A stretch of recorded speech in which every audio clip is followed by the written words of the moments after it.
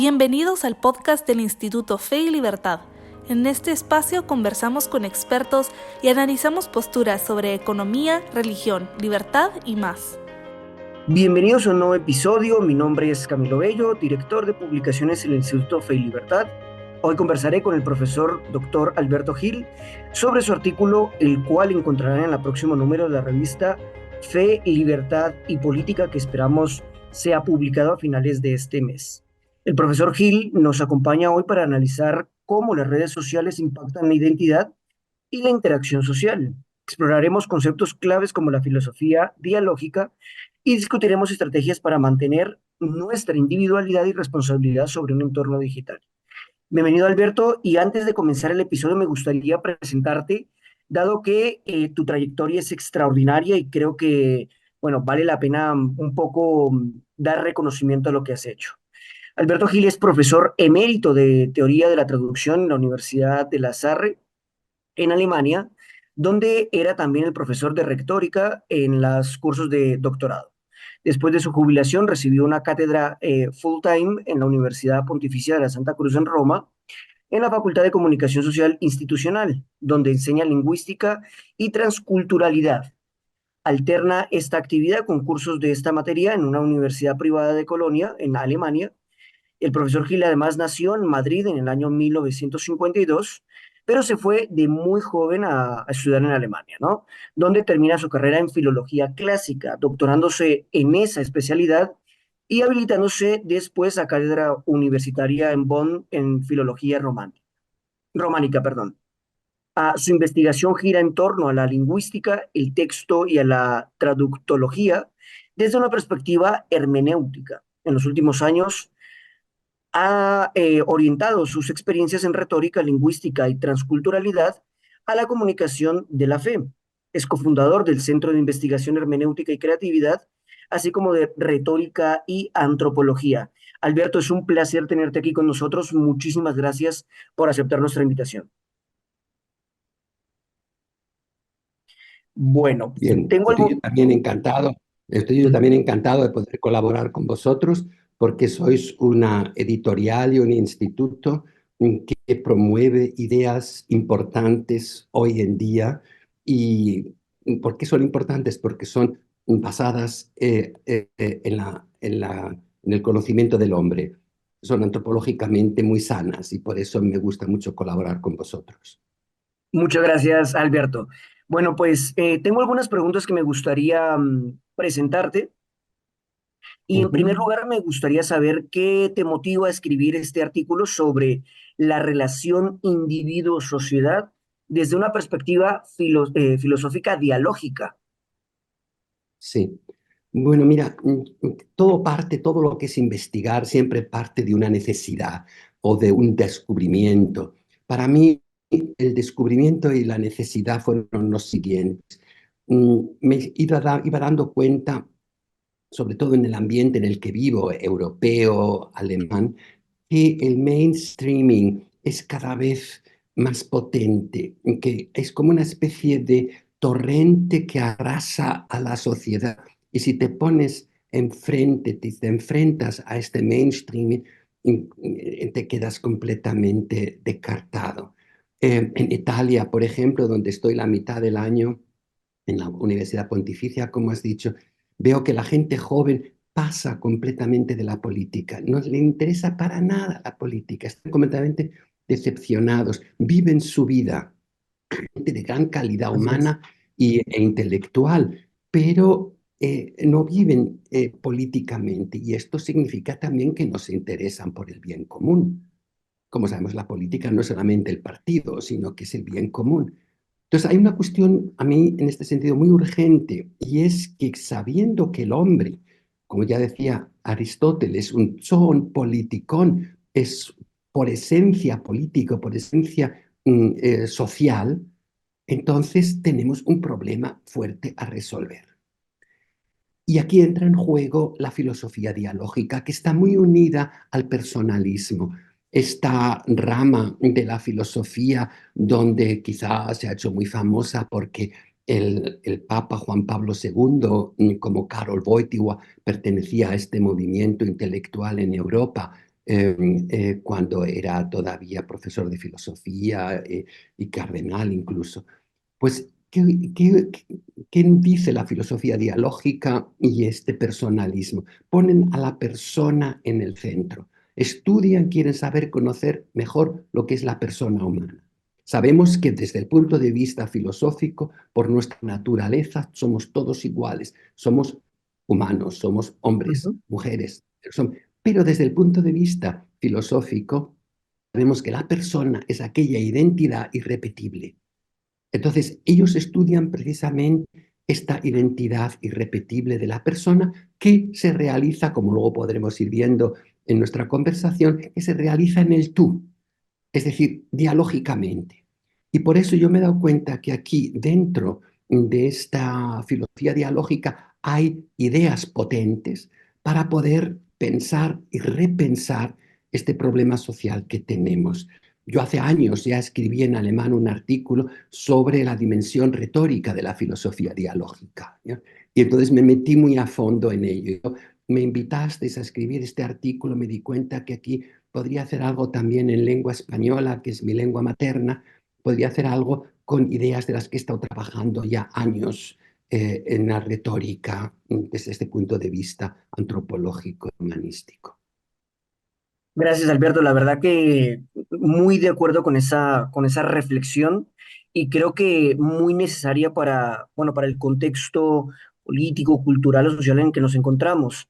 Esto me lleva a otra reflexión porque tú en el artículo que, bueno, ya tuve a bien leer y de una vez adelanto que es muy atractivo en términos académicos explorar, digamos, estos temas como lo haces. Hablas en tu artículo sobre el entorno coercitivo de las redes sociales. Sabemos de hecho que en pleno siglo XXI, en esta era digital, las redes sociales de hecho se han convertido, ¿no?, en un componente omnipresente de nuestra vida cotidiana a propósito del espacio en el que nos encontramos. Y esto redefine de alguna manera las formas en que interactuamos, compartimos información y además también formamos nuestras percepciones, ¿no? Sin embargo, este entorno digital no está exento de desafíos, como tú también lo vas a presentar. Uno de los aspectos que yo creo más preocupantes en el entorno coercitivo pueden estar o que pueden de alguna manera crear estas plataformas, pueden estar influenciando simultáneamente las decisiones y además nuestros comportamientos, ¿no?, de las personas que utilizamos este tipo de plataformas. Y por tanto, también alterando, bueno, pues variedades de mecanismos psicológicos o sociales que tengan que ver, por ejemplo, con, no sé, algoritmos de personalización, de presión social y conformidad, de publicidad dirigida, de desinformación o manipulación. Entonces, me gustaría que tú, Alberto, nos puedas explicar cómo ves la influencia de este entorno en la formación de la identidad individual. Sí, sí, yo lo veo un poco, muy, yo veo un paralelo entre la opinión pública en las dictaduras de todos los colores, que en principio era una opinión única y el que se salía de esta opinión pública era sancionado, ¿sí? Así Sí. como esto en las dictaduras es muy conocido, en las sociedades oficialmente democráticas hay otro poder mucho más fuerte, o por lo menos igual de fuerte, que es grupos ideológicos de presión que se sirven de estas plataformas desde la influencia, para influenciar, pero también incluso hasta para el mobbing. Te voy a contar un ejemplo que no sé si lo pongo en el artículo, creo que no lo pongo en el artículo, pero que a mí como profesor de traductología, de traducción, me interesó mucho. El ejemplo es el siguiente, para ver esta fuerza coercitiva, como dices, de los social media. Mira, en el año 21, el 20 de enero del año 2021, fue la famosa introducción de Joe Biden como presidente de los Estados Unidos. Y en esta ceremonia, una joven de color, poeta, cantante muy interesante que se llama Amanda Gorman, recitó la poesía que se ha hecho famosa, The Hill We Climb, y tuvo un éxito impresionante y grande, no sé, celebridad por ser la ocasión esta en la que la cantó, la hizo, la recitó. pues enseguida empezaron a prepararse traducciones de esta poesía o de otras poesías de Amanda Gorman. Es famosa el famoso el problema que surgió en Holanda, en la traducción holandesa de una tal Marieke Lucas Reineveld, una chica blanca de 29 años, no binaria, que en la traducción, en el ambiente de traducción, se hizo famosa porque ganó el premio Booker, el Booker Prize, ¿no? Y incluso Ujú. Amanda la escogió como traductora. Pues bien, cuando estaba ya trabajando en la traducción de esta poesía, salió en un periódico famoso de Holanda, de Volkskrant, un artículo de una periodista de color, Janice Doyle, diciendo que cómo era esta chica la traductora de esta poesía. ¿Por qué? Porque traducir a Amanda Gómez es posible si uno es un artista del spoken word, si es más joven todavía, muy Ujú. femenina y una unapologetically black como la autora, diciendo, criticando que como habían dado el encargo a esta mujer de traducir esto. Pues de este artículo, y ahora es para nosotros interesante, surgió una lavina de comentarios en los social media, que fue tan fuerte, de tan grande presión, que esta traductora famosa, la holandesa, la Marieke Lucas Reineveld, tuvo que desistir del encargo. Fue prácticamente socialmente obligada Ujú. a dar el encargo. Es decir, ¿qué significa? Que cuando medios se ponen de acuerdo, cuando forman una especie de falange contra ti, estás perdido. Entonces es una fuerza terrible que yo la comparo con las prisiones de opinión única que conocemos de las dictaduras. Por eso creo que es importante hablar de este tema y sacar a la luz aquello que está dentro y de lo que no se habla. Muy interesante el ejemplo y sobre todo muy propio a nuestro contexto, ¿no? Me parece interesante, gracias Alberto, porque Mm, complementa, bueno, lo que tú exploras en tu artículo, ¿no? Y de hecho esto me sí, lleva a otra reflexión, porque si bien toda tu paper gira en torno a la filosofía dialógica, como lo dijimos inicialmente, ¿no? Este enfoque hacia la comunicación y hacia la comprensión mutua. Valga la pena también resaltar que la filosofía dialógica es un enfoque, pues eso, filosófico que va a enfatizar, ¿no? La importancia del diálogo como un medio de comunicación y sobre todo algo importante que tú en el ejemplo mencionas, de la comprensión humana, ¿no? Centrada en eso, en la interacción, en el intercambio entre individuos. En esta filosofía se ve el diálogo no solo como una técnica de conversación, que se quedaría corto, sino como una forma profunda de la relación que tiene el potencial de transformar la percepción y además la comprensión mutua. Hay filósofos, por ejemplo, como Martin Buber o como Mikhail Bakunin, que de alguna manera lo platican, lo desarrollan, y tú también tienes a bien explorarlo en tu artículo. Por eso me gustaría que nos pudieras explicar más a fondo el concepto del, como lo propones tú, ¿no? Del encuentro en la filosofía dialógica y sobre la relevancia en la sí, sociedad actual. sí, sí, sí. Bueno, este es el tema del encuentro es un concepto que propone Martin Buber en su famoso libro Yo y tú, que está Sí, sí, sí. traducido en todas las lenguas, Ich und du, traducido en todas las lenguas. ¿Y cuál es el sentido del encuentro? El encuentro, dice Martin Buber, se realiza entre un yo y un tú. ¿Por qué? Porque el tú no es algo de lo cual yo me puedo apropiar, sino que el tú es algo que yo respeto.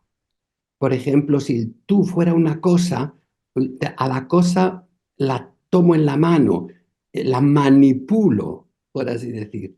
Entonces, cuando tenemos que ver con personas, no podemos tomar a nadie en la mano, es decir, manipularla, sino lo que es importantísimo es crear alrededor de esta persona, del tú, digamos, un recinto sacro. Sacro, como decían los romanos, del verbo secernere, que significa apartar. Es decir, cuando los romanos querían hacer no sé, en un bosque un altar o un templo a una diosa, pues cortaban unos árboles y ponían alrededor como una valla. Entonces era un recinto sacro, separado, del que no se podía entrar así como así. Y esto, de ahí viene nuestro recinto sacro, o sea, todo lo que es sacro es aquello que no está a disposición del mundo para que haga lo que quiera con ello. Ujú, Entonces, Martin Buber dice, alrededor del tú, yo creo siempre este recinto, este círculo sacro. Y esto significa que yo no puedo entrar a matar, a saco, al hablar con una persona. Yo le propongo, le propongo algo, le hago preguntas y le dejo sobre todo, esto es fundamental, el tiempo necesario para que pueda reflexionar, para que pueda con toda libertad tomar una decisión. Y lo interesante del encuentro es que si un tú se considera así tratado con tanto respeto, cuando se dirige este tú al yo, al otro, entonces hace lo mismo, crea alrededor del yo este otro recinto sacro. Y el fenómeno del ujú. encuentro es que entonces es cuando el yo y el tú se suman. Y ya no es uno, sino que son dos. Entonces, así se crea comunidad. Comunidad no se crea cuando una persona intenta dar a la otra, persuadirla de sus ideas, ir al ataque a por ella, a convencerla, sino cuando sabe decir las cosas de tal manera que el otro se pone a pensar, a reflexionar y le presenta posibilidades que esta persona misma con su propia libertad las puede aceptar o no aceptar. Pero entonces es cuando se crea una relación entre ambos. Ujú, Y esta relación es muy importante, como la ve también Pier Paolo Donati, que es una relación de diferencias. Muchas veces buscamos lo común para poder trabajar con alguien, a ver qué tenemos en común. Y en este concepto del encuentro, no son tanto las cosas comunes que tenemos como las diferencias que aceptamos ujú. y que intentamos gestionar o que pensamos de forma diferente, pero vamos a ver cómo nos respetamos y cómo podemos con estas diferencias, mm, no sé, dar un paso adelante en la comunidad.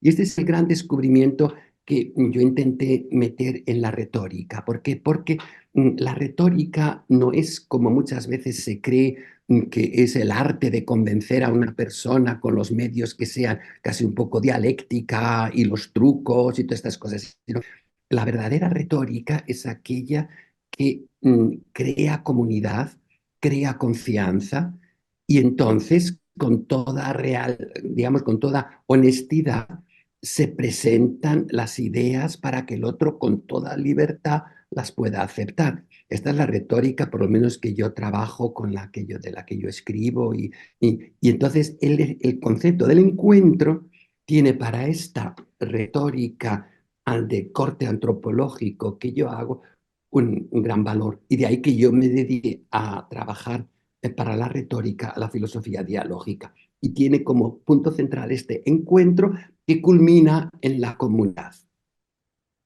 Interesante reflexión, Alberto, porque de hecho esta obra que mencionas de Martin Buber, ¿no? De El yo y el tú, que tal vez es una de las más mencionadas de este filósofo, donde se explora justamente la naturaleza de las relaciones humanas, ¿no? A través de este concepto dialógico al que tú haces mención en reiteradas ocasiones, va a distinguir Ujú, eso entre la relación del yo y el tú, que son mutuas y recíprocas, pero otra que también me parece supremamente interesante de desarrollar es la relación del yo y el ello, ¿no?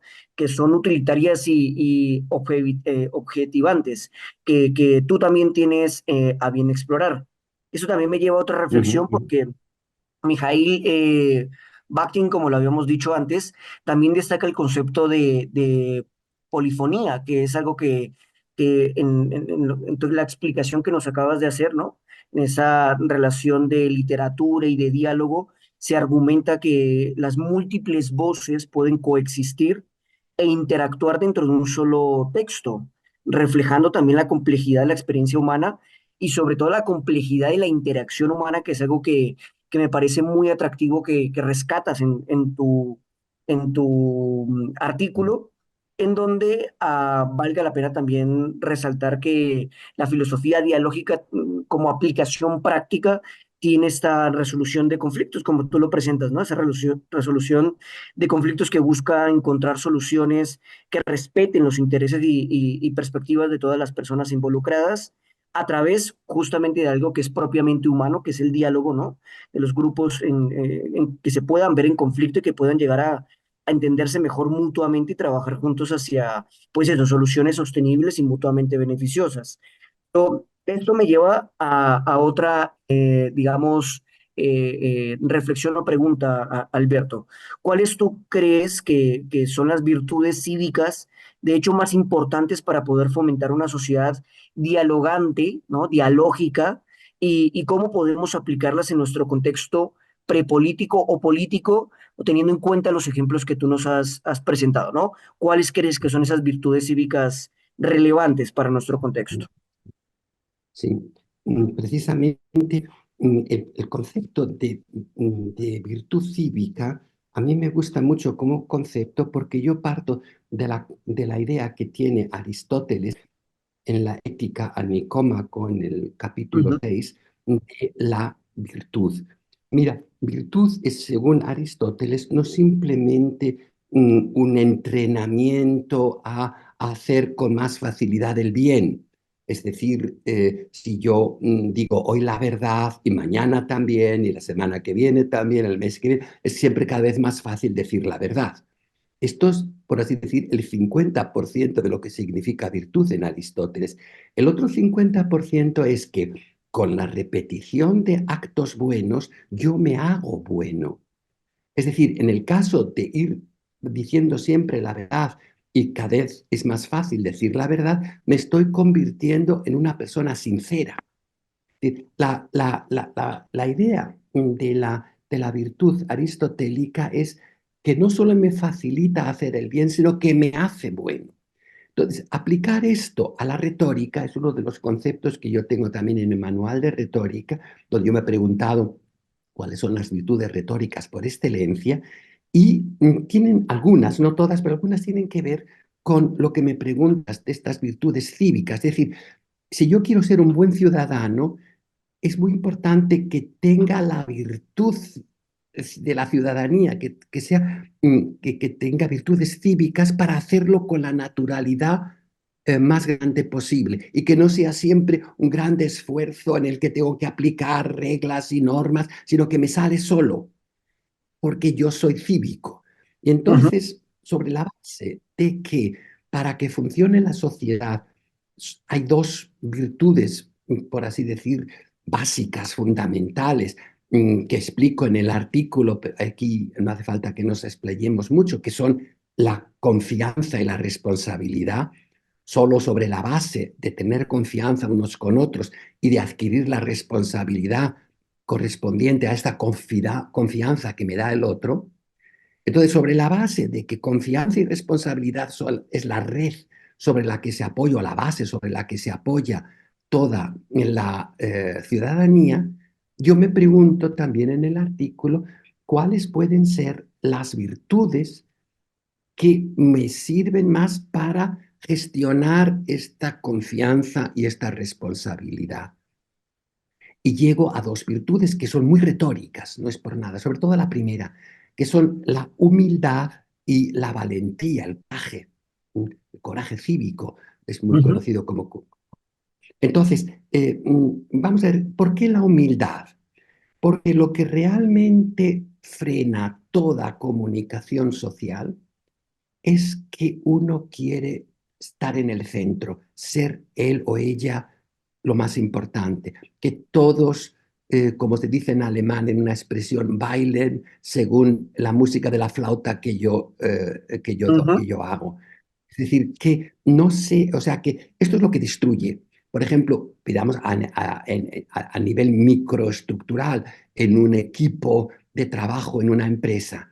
El equipo funcionará mejor cuanto más estén todos buscando el bien del proyecto y de la empresa. Pero cuando uno o una quiera ser el dirigente que es todo se cumpla según lo que ella tiene pensado, entonces en este momento ya el equipo no funciona. Y esto a nivel microestructural, a macro nivel de la sociedad es exactamente lo mismo. Es hasta desde querer ser yo el más importante hasta ser el dictador, hay una línea completamente directa. Por eso la humildad, ¿qué significa? La humildad es la verdad. Es decir, ¿cuál es la verdad mía como ciudadano? ¿Qué significa que yo soy ciudadano? Ujú. Significa que tengo una obligación, que tengo mis deberes, que tengo mis derechos, pero que tengo también unas obligaciones eh, que para sacar adelante la sociedad. Y esto significa que mi yo se pone en servicio del bien común. Esta es la humildad. Y luego hay situaciones en las cuales necesitamos la valentía, necesitamos la valentía.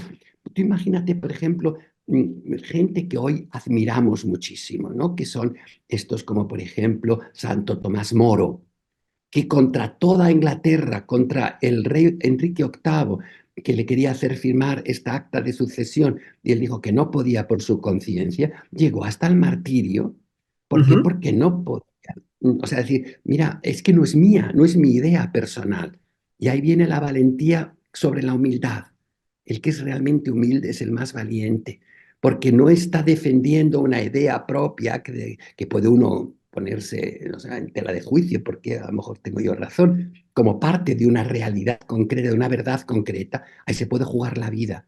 Y esto lo hizo Santo Tomás Moro, o ahora ha estado trabajando un poco sobre este grupo, no sé si está en América Latina, es conocido el grupo de la Rosa Blanca, eran Ujú. jóvenes estudiantes de Múnich que se enfrentaron contra el nacionalsocialismo.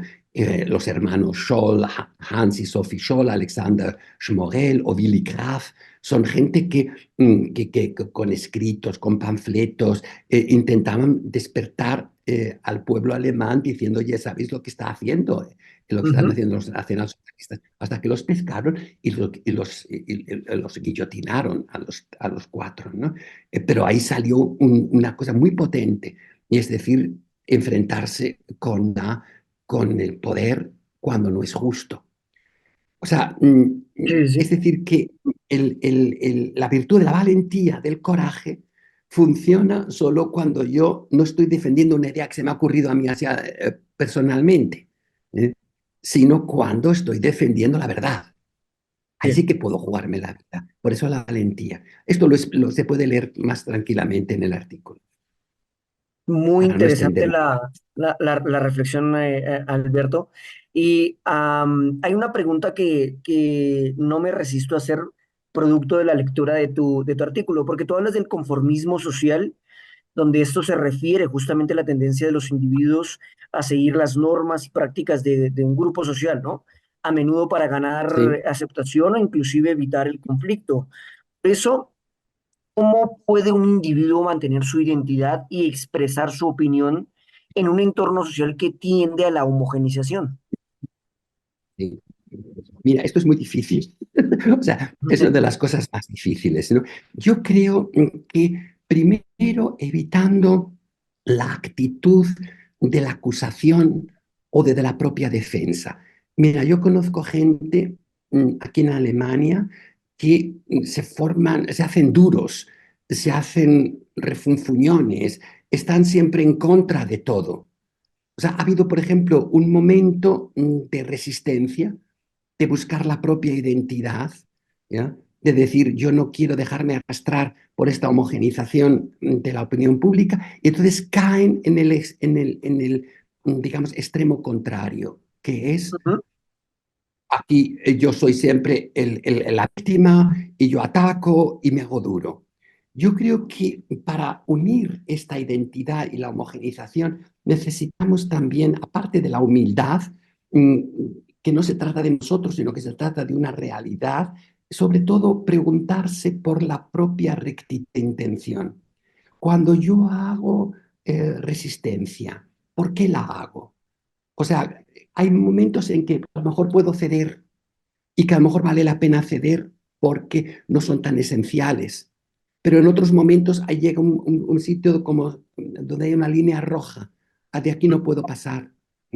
Pero donde puedo pasar, paso. Y luego intentar ir a por lo factible. O sea, Ujú. nosotros por lo menos en Alemania tenemos la enfermedad social del o todo o nada. Es decir, o somos los mejores o somos los peores. O se cumple todo como yo lo digo o es que es una catástrofe. O sea, la actitud del todo o nada, que es tan germánica nuestra, es siempre un problema social. Es decir, yo creo que vale la pena decir, vamos a ver, yo no tengo por mí exclusivamente la verdad. Y cuando gente piensa de forma diferente de mí, tiene también algo de verdad. Mira, hay un personaje que a mí, sobre todo porque leyéndolo en su lengua originaria es muy iluminador, que es Ratzinger, Benedicto Ujú. XVI. Este hombre tiene en su encíclica Caritas in Veritate el número 4, que yo aconsejo a mis alumnos, siempre se lo cito para que se lo lean con tranquilidad. El número 4 de la encíclica Caritas in Veritate. ¿Por qué? Porque él habla del diálogo y dice, logos hace diálogos. Es decir, que separa el fijo día, que es a través, del logos. Mira, logos es una palabra griega que une en sí dos conceptos mezclándolos, que es pensamiento y palabra. No tenemos en nuestras lenguas una palabra que una estos dos conceptos mezclándolos. Los griegos lo tenían en la palabra logos. Es decir, y entonces logos es pensar y hablar, digamos, argumentativamente, con profundidad y con la verdad. Y por eso Ujú. dice, mejor diálogo es aquel que se basa sobre la verdad, aquel que se basa sobre los conocimientos claros. Si yo digo, esta es mi opinión, esta es mi verdad, el otro puede decir, y esta es la mía, y esta es la del otro, y entonces lo que hacemos es luchar entre nosotros a ver quién vence. Pero si decimos, como este Alejandro Llano, un filósofo español que me gustó mucho, cito mucho, dice, es que no soy yo el que tengo la verdad, es la verdad la que me tiene a mí. Ujú. ¿Eh? Sí, sí, sí.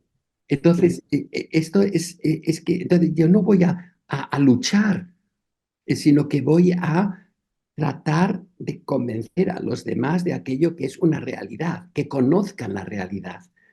Por eso voy a lo factible, voy al diálogo. Y muchas veces lo que ocurre, por eso la virtud de la humildad es cívicamente tan importante, que yo no solamente no estoy de acuerdo con otra persona, sino que pienso que el otro que no está de acuerdo conmigo, por esa razón me está ofendiendo. ¿Cómo es que este tipo es capaz de no aceptar mis ideas, con lo buenas que son?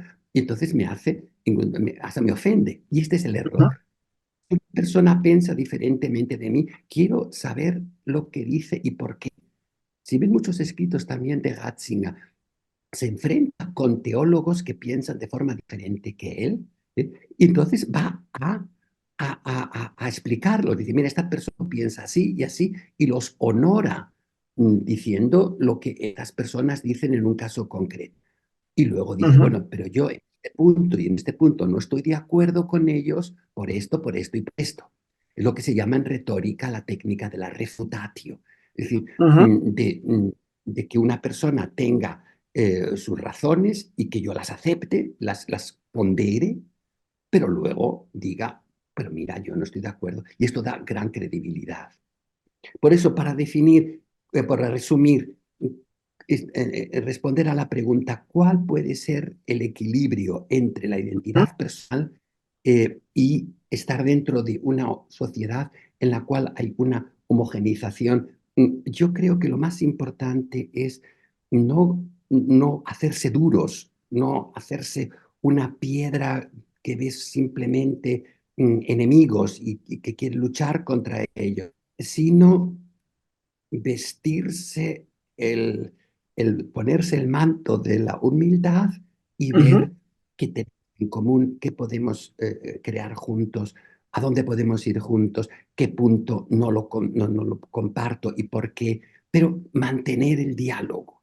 Es lo Ujú. mismo que en un matrimonio. El matrimonio, aunque discutan, aunque se chillen, está muy bien todavía. Lo peor es cuando no hablan ya ni siquiera entre ellos. Entonces es cuando se rompe el matrimonio. ¿Eh? Y esto que en las familias es más que conocido, en la sociedad pasa lo mismo. Cuando ya no hablamos entre nosotros, cuando no le damos la palabra al otro porque decimos es que este es completamente de derechas, o cuando no hablamos entre nosotros, Sí. es cuando ya se rompe la sociedad. Interesante reflexión y muy, muy de acuerdo con lo que dices. Valga la Sí. pena encontrar, digamos, diferentes medios, disciplinas o canales para poco para seguir argumentando, defendiendo esto último que acabas de decir, que me parece extraordinario. Pero Alberto, se nos Ujú. está acabando el tiempo. Ah, la Sí. verdad que esto ha pasado supremamente rápido.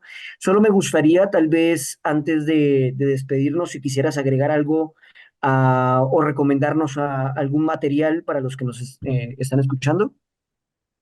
Bueno, yo personalmente creo, mi experiencia es que quizá desde mi experiencia universitaria, donde se dice qué es lo importante en la universidad para el profesor, investigación y enseñanza, enseñanza e investigación.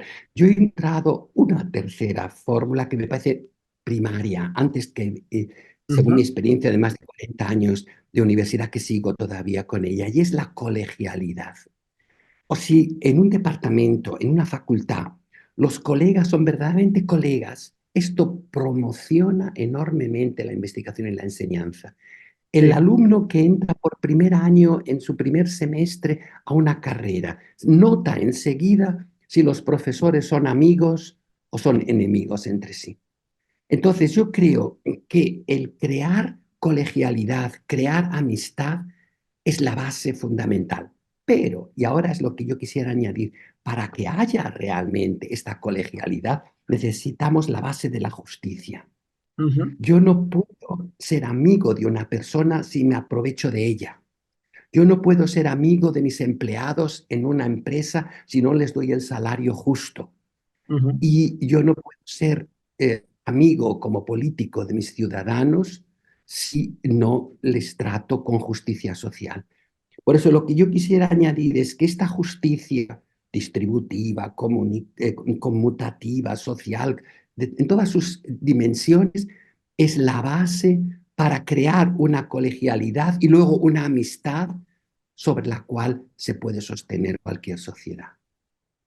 Excelente, excelente. No, nada que agregar ahí, Alberto. Así que te agradezco muchísimo por acompañarnos. Estamos muy Sí. emocionados de leer tu artículo que se va a publicar muy pronto en el nuevo número de la revista Fe y Libertad, que lo titulamos Libertad, Fe y Política a propósito. Y bueno, pues a los Ujú. que nos escuchan, suscríbanse a la revista académica que tenemos de investigación en revista.feylibertad.org. Y para recibir en su correo electrónico este y todas las nuevas publicaciones de la revista, esperamos verlos pronto, escucharlos pronto. Hasta la próxima y nuevamente gracias Alberto por acompañarnos. Encantado.